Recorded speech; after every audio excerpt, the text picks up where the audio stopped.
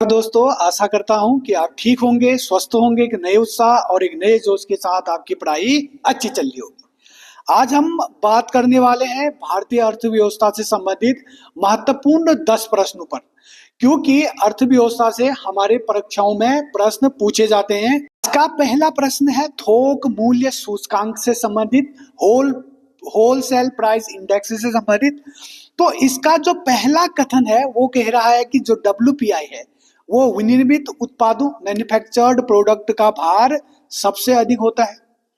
इसका जो दूसरा कथन कह रहा है कि इसमें सेवाओं सर्विस की कीमतों को शामिल किया जाता है, कह रहा है। तो एक बार वीडियो पॉज करके खुद से करने की कोशिश करना है। जो पहला कथन है कि ये जो WPI है, होलसेल प्राइस इंडेक्स है, ये विनिर्मित उत्पादों में सबसे ज्यादा भार रखता है। बिल्कुल कथन सही है, क्योंकि ये जो WPI है, ये WPI थोक मूल्य से संबंधित जितने भी वस्तुएं हैं उनके जो मूल्य है, इनके उतार चढ़ाव को क्या करती है, मापती है। अभी के समय में जो ये थोक मूल्य सूचकांक है, इनमें वस्तुओं कुछ कितने वस्तुएं हैं कहेंगे तो 697 वस्तु को रखा गया है।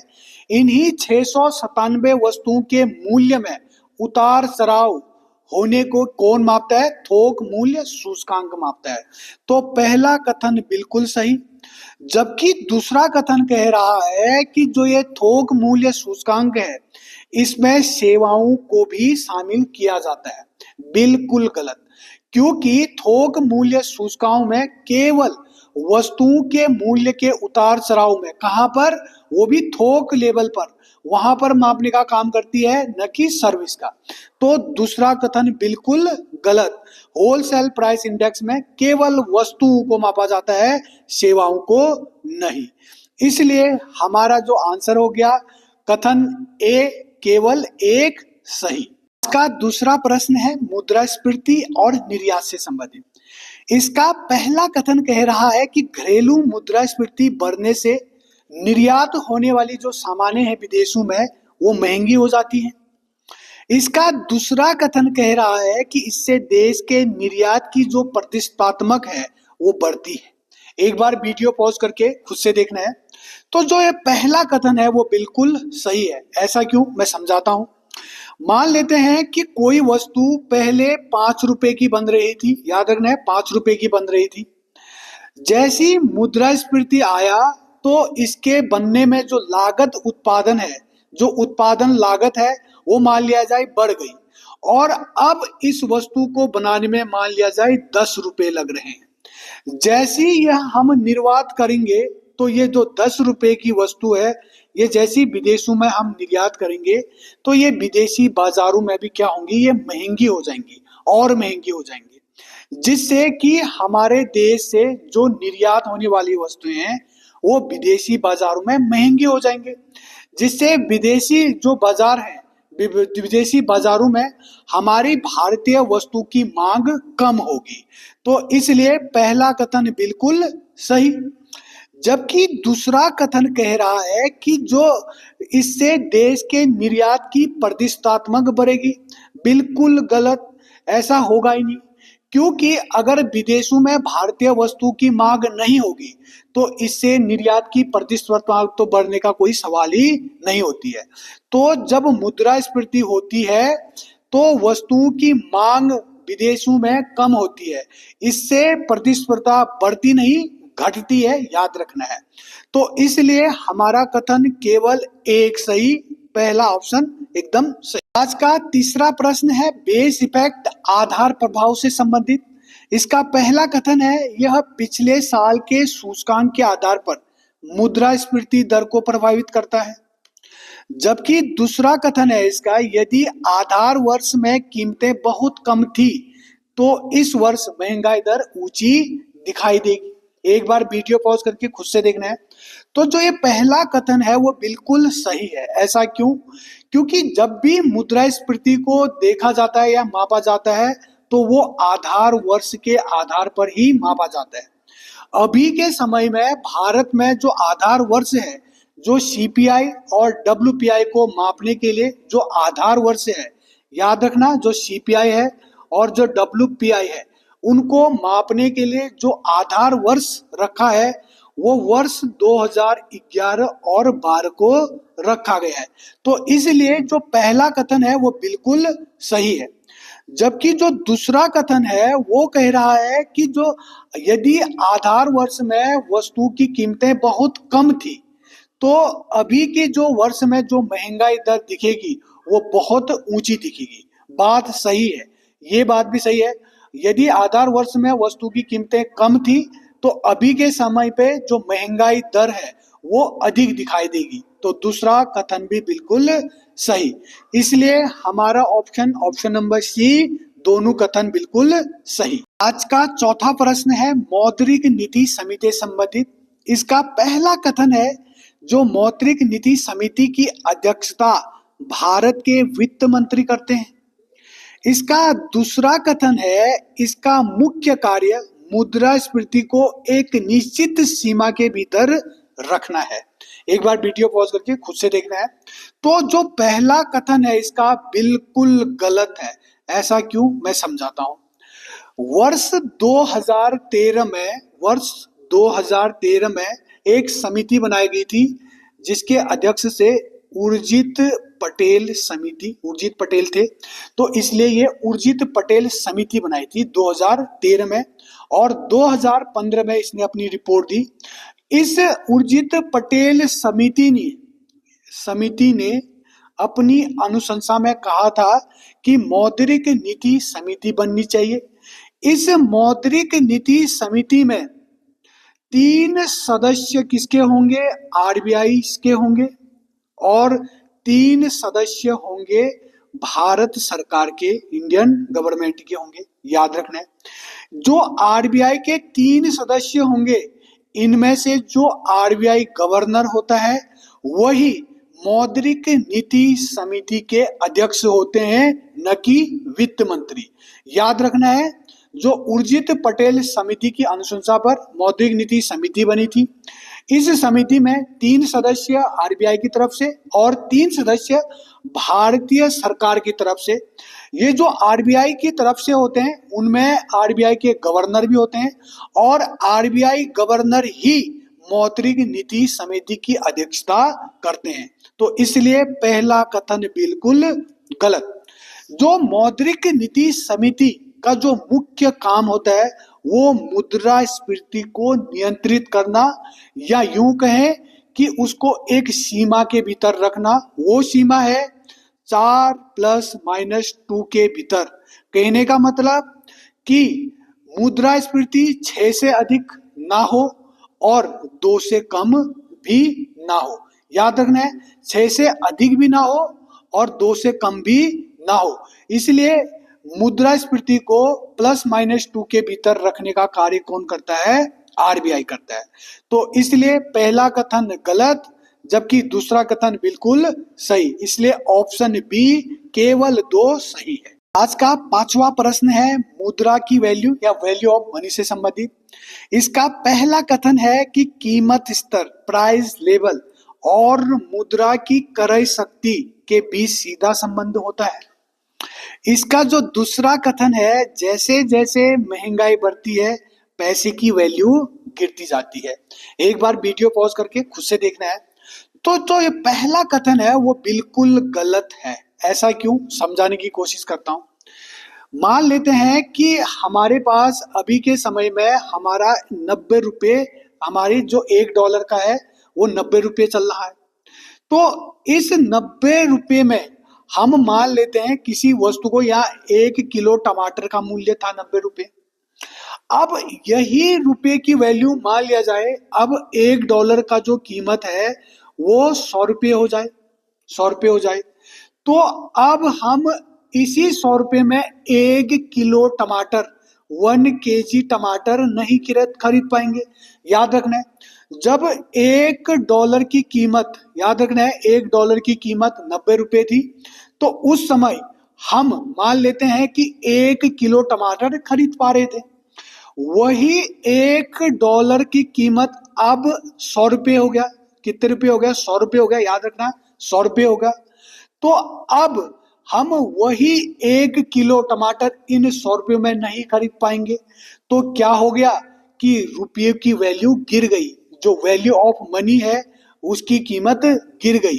कीमत गिर गई कहने का मतलब हो गया कि जो परचेसिंग पावर है, जो रुपयों की खरीदने की क्रय करने की शक्ति है वो घट गई। तो जो पहला ऑप्शन कह रहा है कि मुद्रा की क्रय शक्ति सीधा संबंध है, नहीं, उल्टा संबंध है। सीधा संबंध नहीं है जबकि उल्टा संबंध है, इसलिए पहला कथन बिल्कुल गलत। जबकि दूसरा कथन कह रहा है कि जैसे जैसे महंगाई बढ़ती है, पैसे की वैल्यू, जो पावर ऑफ मनी है, जो मनी की वैल्यू, जो परचेसिंग पावर है, वो क्या होती है, गिरती रहती है। बिल्कुल सही, हमने ऊपर उदाहरण में देख लिया। तो दूसरा कथन बिल्कुल सही, इसलिए हमारा जो आंसर हो गया ऑप्शन बी, केवल 2 सही। आज का छठा प्रश्न है मांग जनित या डिमांड पुल कारक या मुद्रास्फीति से संबंधित। इसका जो पहला कथन है, लोगों की जो डिस्पोजेबल आय है में वृद्धि मांग बढ़ाती है। इसका दूसरा कथन कह रहा है कि काला धन में वृद्धि से मांग जनित मुद्रास्फीति आती है। वीडियो पॉज करके एक बार खुद से करने की कोशिश करना है। तो जो पहला कथन है वो बिल्कुल सही है। ऐसा क्यों, समझाता हूं। मान लिया जाए कि यार किसी भी व्यक्ति का किसी भी प्रकार की जो इनकम है वो बढ़ने पर, जैसे किसी भी व्यक्ति का इनकम बढ़ता है तो इनकम बढ़ेगा तो लोगों के पास पैसा आएगा, पैसा आएगा तो मार्केट में मांग बढ़ेगी, मांग बढ़ेगी तो किस प्रकार की, मांग जनित इन्फ्लेशन आएगा, मुद्रास्फीति आएगा। तो पहला कथन बिल्कुल सही। और जो मांग जनित जो मुद्रास्फीति है वो एक हद तक बिल्कुल सही होता है किसी भी अर्थव्यवस्था के लिए। जबकि दूसरा कह रहा है कि जो काला धन है उसमें वृद्धि से भी मांग जनित मुद्रास्फीति आती है। ये कथन भी बिल्कुल सही है। मार्केट में किसी भी प्रकार से रुपया आए, धन आए, तो इससे मार्केट में क्या बढ़ेगी, मांग बढ़ेगी। चाहे काले धन से आए, चाहे आय बढ़ने से आए, बस आना चाहिए। तो जिससे क्या होगा कि मार्केट में मांग बढ़ेगी, मांग बढ़ेगी तो मांग जनित मुद्रास्फीति आएगी। तो दूसरा कथन भी बिल्कुल सही, इसलिए हमारा आंसर ऑप्शन सी, दोनों कथन बिल्कुल सही। आज का अगला प्रश्न है प्रश्न संख्या 7, खाद्य मुद्रास्फीति है या फूड इन्फ्लेशन से संबंधित। तो इसका पहला कथन है भारत में खाद्य मुद्रास्फीति का मुख्य कारण खराब आपूर्ति प्रबंधन, सप्लाई मैनेजमेंट है। इसका दूसरा कथन कह रहा है कि इसे नियंत्रित करने के लिए सरकार अक्सर निर्यात पर प्रतिबंध लगाती है। एक बार वीडियो पॉज करके खुद से करना है। तो जो पहला कथन है वो बिल्कुल सही है। ऐसा क्यों? भारत में जब भी खाद्य संबंधी जब भी मुद्रास्फीति आती है तो उसका कारण होता है खराब आपूर्ति प्रबंधन या सप्लाई मैनेजमेंट से संबंधित। ऐसा क्यों? क्योंकि भारत में जो भंडारण की समस्या से संबंधित, परिवहन की समस्या आती है, मौसम से संबंधित, इस प्रकार की संबंधित समस्याओं से जो हमारा सप्लाई चेन है उसमें डिस्टरबेंस आता है। अगर इसमें डिस्टरबेंस आएगा तो खाद्य की आपूर्ति नहीं हो पाएगी, खाद्य की आपूर्ति नहीं हो पाएगी तो खाद्य सामग्री की जो कीमतें हैं वो बढ़ेंगी तो किस प्रकार की मुद्रास्फीति आएगी, खाद्य मुद्रास्फीति आएगी। तो इसलिए पहला कथन बिल्कुल सही। और इसे नियंत्रित करने के लिए सरकार द्वारा अक्सर बहुत से वस्तुओं में जैसे गेहूं, चावल, इन वस्तुओं में निर्यात पर प्रतिबंध लगा दिया जाता है ताकि खाद्य मुद्रास्फीति को कंट्रोल किया जाए, नियंत्रित किया जाए। इसलिए दूसरा कथन भी बिल्कुल सही, इसलिए हमारा आंसर ऑप्शन सी, दोनों कथन सही। आज का अगला प्रश्न है संस्फीति या रिफ्लेशन से संबंधित। पहला कथन है यह मंदी से उबरने के लिए सरकार द्वारा जानबूझकर किया गया एक मौद्रिक विस्तार है।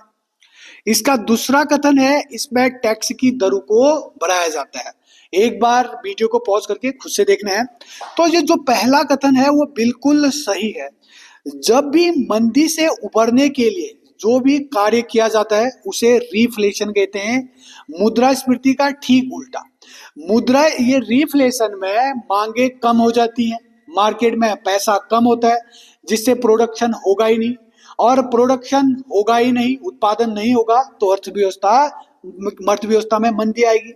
तो इसी को कम करने के लिए रिफ्लेशन जैसी उपाय किया जाता है, जिसमें आरबीआई अपने ब्याज दरों को कम कर देता है, सीआरआर को कम कर देता है, एसएलआर को कम कर देता है, जिससे मार्केट में पैसा बढ़े।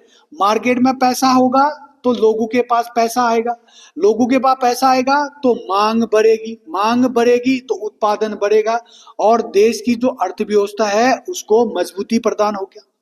जबकि दूसरा जो कथन कह रहा है कि इस स्थिति में, संस्कृति में जो टैक्स की दरें हैं उसको बढ़ाया जाता है, बिल्कुल गलत।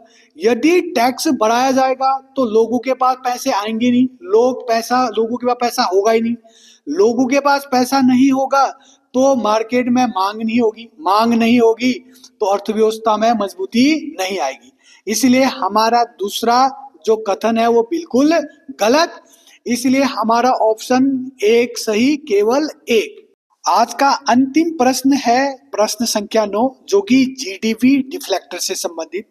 ये जो जीडीपी डिफ्लेक्टर है ये बहुत ज्यादा इंपॉर्टेंट है इससे संबंधित। तो इसका जो पहला कथन है, यह अर्थव्यवस्था में उत्पादित सभी वस्तुओं और सेवाओं की कीमतों को कवर करता है। जबकि कथन संख्या दूसरा है कि इसे नामांत्र जीडीपी और वास्तविक जीडीपी के अनुपात के रूप में निकाला जाता है। तो एक बार वीडियो को पॉज करना है और खुद से देखना है।